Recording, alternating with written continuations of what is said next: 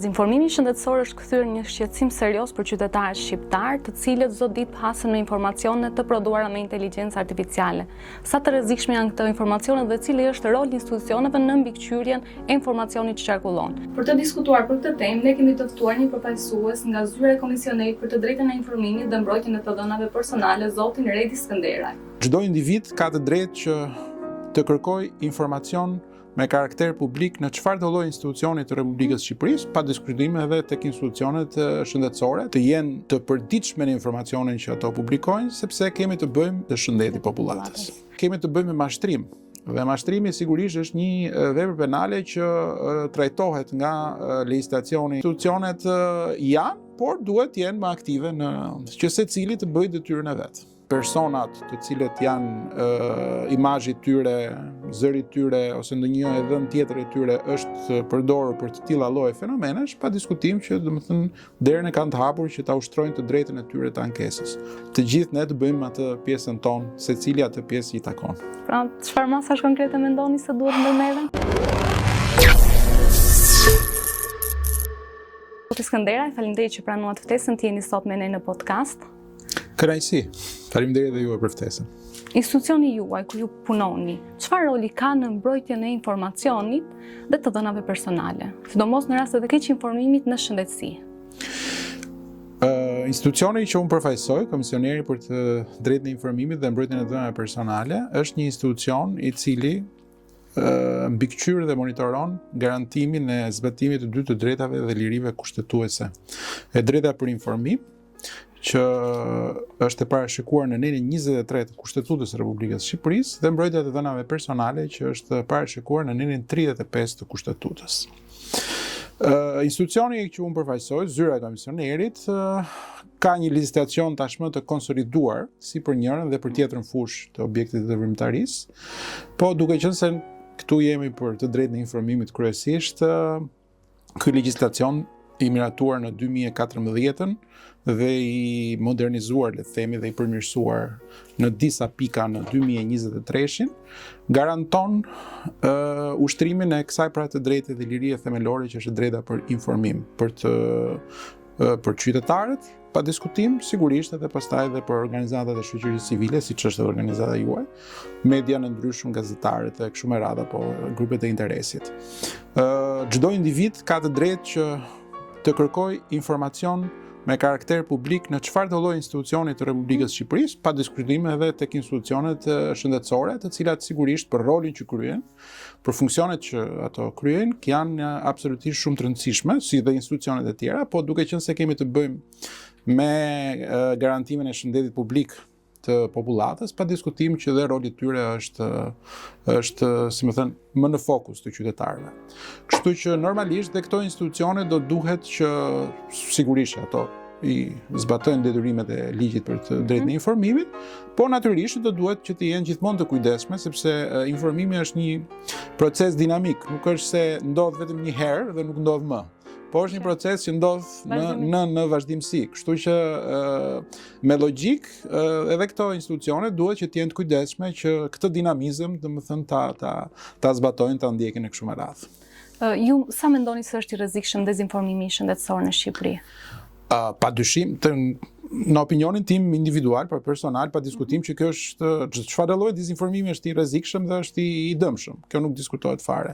Në prizmin e shëndetit, kjo është akoma dhe më e rëndë, pa diskutim, sepse kemi të bëjmë me shëndetin, jo vetëm të një individi të caktuar, po për një grupi më të gjerë individësh. Kështu që normalisht do duhet që institucionet e sistemit shëndetësor, qofshin ato të rolit bazik, po ashtu dhe ato të rolit më lartë në hierarki, nuk diskutohet që duhet jenë të vëmendshme që të shmangin keq përdorimin e informacionit që ato publikojnë.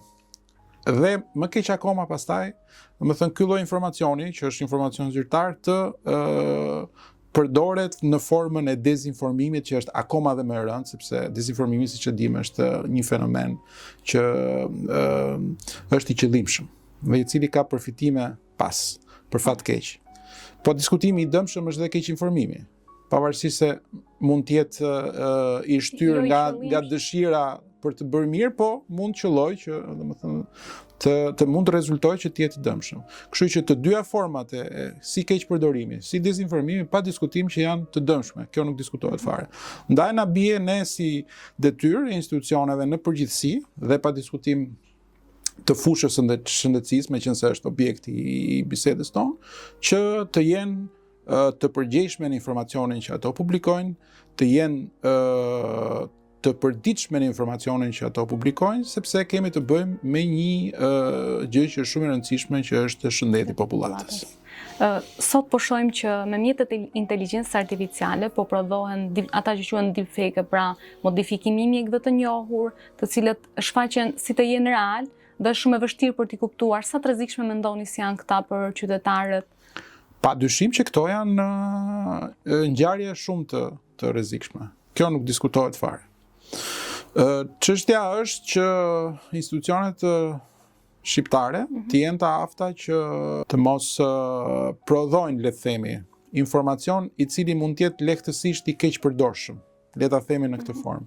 Pra është detyra e secilit prej institucioneve që ne përfaqësojmë që të jenë jashtëzakonisht të kujdesshme në mënyrën se si i transmetojnë informacionet zyrtare, të cilat janë ato të realet, tek popullata. Kjo nuk diskutohet.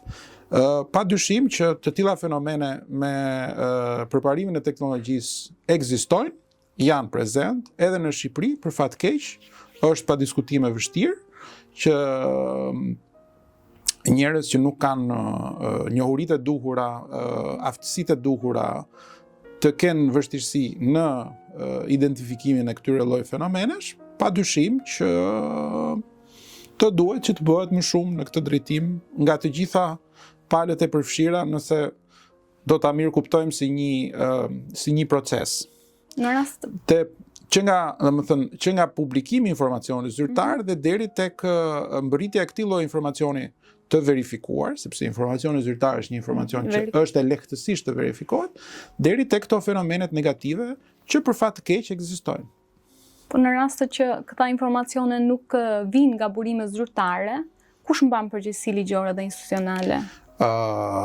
Përgjegjësia është e individëve apo grupit të individëve që me qëllim e kanë prodhuar këtë lloj fenomeni. Po e quaj kështu fenomen, se nuk mund të them që sigurisht është informacion. Në radhë parë. Pastaj sigurisht që kemi të bëjmë me mashtrim. Dhe mashtrimi sigurisht është një vepër penale që trajtohet nga legjislacioni i duhur penal për këtë çështje. Sa e mundur është verifikimi? Ka metoda pa diskutim, ka mundësi të verifikohet, është e vështirë, siç u thash edhe më parë, por e pamundur nuk është, sigurisht që nuk është e pamundur. Megjithatë, do duhet në aftësi specifike për ta identifikuar këtë lloj fenomeni negativ. A ekzistojnë mekanizma konkrete të raportimit të këtyre informacioneve të rreme? Po, nëse referohemi edhe prezantimit raportit organizatës tuaj që bëhet pak ditë më parë, unë mendoj që në Shqipëri ekzistojnë mekanizma, ekzistojnë dhe struktura, pa diskutim që ato janë edhe institucione shëndetësore. Kemi të bëjmë për shembull me identifikimin e medikamenteve të një përdorimi të caktuar. Është një institucion që është Agjencia e Barnave dhe Pajisjeve Mjekësore që përcakton dhe lejon cili medikament ose cila pajisje mjekësore duhet që të tregtohet në Republikën e Shqipërisë. Padyshim që në këtë pikë këto institucione mendoj që duhet të jenë pa diskutim më aktive në këtë fushë, sepse zyra e komisionerit e ka të pamundur për të verifikuar, domethënë, cilësinë ose vërtetësinë e një medikamenti caktuar, se e para nuk e ka si objekt veprimtarisë saj, s'pari fare. Së dyti, domethënë, është e përcaktuar pastaj me ligj se kush duhet ta bëjë këtë punë. Kështu që në këtë pikë unë mendoj që institucionet janë, por duhet të jenë më aktive që secili të bëjë detyrën e vet. Po në institucionin tuaj keni pasur raste të denoncimeve për keq informim shëndetësor apo për keq përdorim të dhënave personale? Siç e thash më herët, institucioni jon, të paktën në fushën e drejtës informimit, e ka objektin e përcaktuar të veprimtarisë vet dhe nuk për interesin e publikut që do të na dëgjojë në këtë bisedë, nuk e ka në objektin e veprimtarisë vet trajtimin e çështjeve të dezinformimit ose keq informimit, sepse ligji për drejtën e informimit e ka të përcaktuar mënyrën se si kërkohet informacion, afatet e përcaktuara, rrugën se si mund të bëhet eventualisht një ankesë tek zyra e komisionerit e kështu me radhë. Dhe vendimarrja e komisionerit. Kështu që në këtë pikë zyra e komisionerit, si thotë, është një territor që nuk është i saj. Në bisedën tonë, por gjithsesi duhet që të përcaktohet, të ndahet qartë objekti i veprimtarisë. Pa diskutim që këtu mund të kemi, sepse kjo duhet verifikuar, që ka dhe keq përdorim të dhënave personale, që është shtylla tjetër, si më thënë, e institucionit që unë përfaqësoj. Nëse deri tani në dijenin ton nuk ka pasur raste të ankesave. Gjithsesi, nëse qytetarët mendojnë që këtu do të kemi ose vetë personat të cilët janë imazhi tyre, zëri tyre, ose ndonjë e dhënë tjetër e tyre është përdorur për të tilla lloje fenomenesh, pa diskutim që domethënë derën e kanë të hapur që ta ushtrojnë të drejtën e tyre të ankesës. Por sigurisht kjo pastaj ka një proces verifikimi e tjerë. Zakonisht studimet tregojnë që shpërndarja e informacioneve të tilla, keq informuese, dezinformuese, kanë për qëllime përfitime ekonomike. Si mendon ju se ndikon kjo edhe në keq përdorimin e të dhënave personale, por edhe çfarë rreziku paraqet kjo për ta? Padyshim që dezinformimi spari një herë është nuk është vetëm thjesht dhe vetëm kur ka dhe një mbrapa, pastaj edhe një qëllim negativ përfitimi ekonomik, pa diskutim që shumë fishohet negativiteti, si më thënë, problematika. Dezinformimi në vetvete ka qëllime përfitimi. Kështu që padyshim për qytetarët, si në raportin individual, po dhe si shoqëri, nuk diskutohet që këto janë fenomene të cilat duhen luftuar me bashkëpunim, me shkëmbim informacioni të sigurt, informacion i cili duhet jetë i përgjegjshëm, sepse duhet mbahet përgjegjësi për informacionin që publikohet, dhe natyrisht edhe me ndërgjegjësim, sepse ndërgjegjësimi është një faktor që nganjëherë dhe institucionet tona nganjëherë neglizhojnë tek informimi, por informimi dhe ndërgjegjësimi është padyshim një element shumë i rëndësishëm i krijimit të kulturës së nevojshme për të luftuar këto lloj fenomenesh. Dhe sigurisht për të marrë informacion atje ku është për të marrë tek burimi i sigurt i informacionit, qoftë tek institucionet shëndetësore, qoftë edhe tek organizata e shoqërisë civile, të cilat padyshim kanë rolin e tyre në shoqëri, kanë dhe rolin e tyre tek pjesa edukative ndërgjegjësuese. Në Shqipëri, mendoni se është i mjaftueshëm kuadri ligjor për luftimin e këtij fenomeni apo nevojiten rregullime të tjera më të forta? Unë preferoj ta shikoj gotën gjysmë plot. Natyrisht ka njerëz të tjerë që mund ta shikojnë gotën gjysmë bosh, varet këndvështrimi i gjithsecilit dhe është i respektuar. Mendoj që vend për përmirësim ka sa të duash. Asnjëherë nuk është e mjaftueshme sepse duke qenë se këtu kemi një ndërthurje jo vetëm anën pjesën ligjore të fenomenit, po kemi edhe atë faktorin teknologjik, i cili 10-15 vjet më përpara për shembull nuk ishte në këtë formë i zhvilluar siç është sot, dhe mendoni sa mund të zhvillohet akoma dhe më shumë në 10-15 vjetet e ardhshëm dhe më tutje. Kështu që sigurisht kjo është një përpjekje, një përballje e cila në thelb nuk ndryshon, por besoj që format e saj, domethënë, evolojnë dhe sigurisht do duhet që të gjithë ne të bëjmë atë pjesën tonë, secili atë pjesë i takon. Pra, çfarë masash konkrete mendoni se duhet ndërmerren? Po mund të mendojnë sigurisht legjislacioni në Republikën e Shqipërisë përmirësohet nga dita në ditë.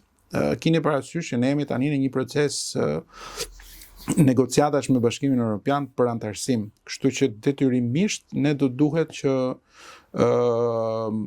të plotësojmë të gjitha të lloj kuadri ligjor i cili ose mungon ose është i papërshtatshëm në raport me, domethënë, me zhvillimin ekonomik e shoqëror të shoqërisë në përgjithësi dhe fenomeneve të caktuara siç është edhe për shembull dezinformimi jo vetëm në sektorin shëndetësor, por në tërësinë e tij. Kështu që detyrimisht kjo pjesë do të plotësohet, sepse është një detyrim që i përket këtij lloji procesi. Pa diskutim që kjo nga mbrapa do edhe trajnim të strukturave të cilat do ta zbatojnë këtë legjislacion. Pa diskutim që kjo do ndërgjegjësim të shoqërisë si nga ana e institucioneve, po besoj edhe nga faktorët e tjerë, siç është shoqëria civile në rastin konkret, e cila ka detyrimet e saj, le të themi, në përgjithësi në pjesën ndërgjegjësuese. Kështu që kjo është një punë, unë mendoj që është një punë e përbashkët. Nuk mendoj që është vetëm një punë e strukturave. Që nuk i takon vetëm një institucion. Nuk mendoj që është, se nuk mund të jetë nuk mund ta bëjë dot një institucion, cili do qoftë ai, nuk mund ta bëjë dot. Kjo është një bashkëpunim. Unë mendoj që në çdo rast është bashkëpunim për të arritur në një rezultat sa më pozitiv dhe sa më të ndjeshëm për populatën dhe për qytetarët. Çfarë bëhet në raste të tilla që të arrihet një bashkëpunim në nivel mes qeverisë, nëse mund të themi, shoqërisë civile, medias, pra që të bëhet një bashkëpunim institucional mes gjithë Po të paktën zyra e komisionerit e kjo pjesë mendoj dhe besoj që këtu jemi dëshmitar edhe nga ana juaj si përfaqësuese Together for Life, e një organizatë shumë të respektuar.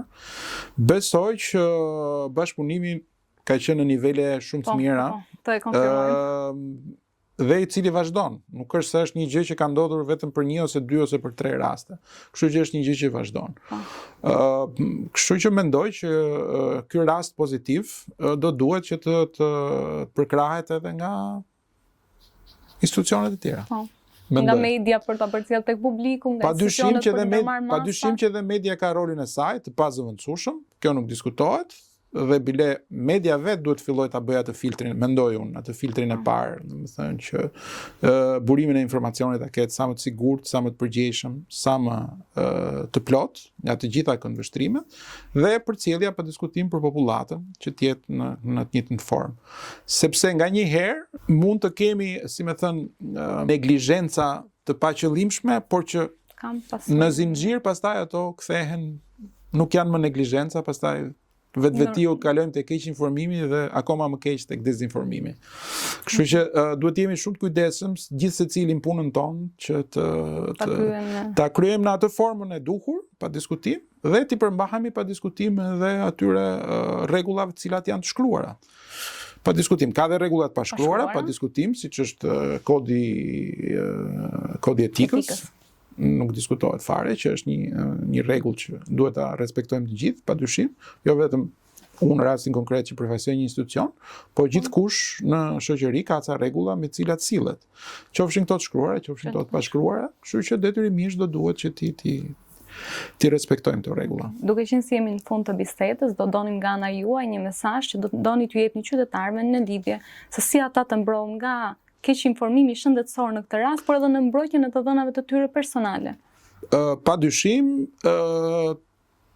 të informohen në mënyrë të sigurt, në mënyrë të përgjegjshme, të kenë njohuri, sigurisht kjo pastaj është individuale për teknologjinë dhe të kenë sa më shumë mundësi që ta kryqëzojnë informacionin, le të themi, për të arritur në atë përfundimin e duhur. Është çështje edukative, nuk diskutohet, është ndërgjegjësim, padyshim, kështu që secili prej nesh në atë tullën e vet, le të themi, në murin e zhvillimit, ta vendosi sa më mirë atë tullën e tij dhe padyshim të jemi të kujdesshëm, sepse kujdesi nuk është asnjëherë i tepruar, mendoj. Aq më tepër kur kemi të bëjmë jo vetëm me pjesën e informimit, por edhe me pjesën e mbrojtjes së dhënave, sepse të dhënat personale janë identiteti ynë dhe është i pazëvendësueshëm si identitet dhe unë mendoj që është i patregtueshëm si në sensin jo vetëm thjesht ekonomik, po edhe në sensin konceptual të fjalës. Kështu që mendoj që këtu duhet jemi të gjithë, duhet jemi absolutisht të gjithë shumë kujdesshëm. Faleminderit zotësundej, ishte kënaqësi. Faleminderit juve për ftesën.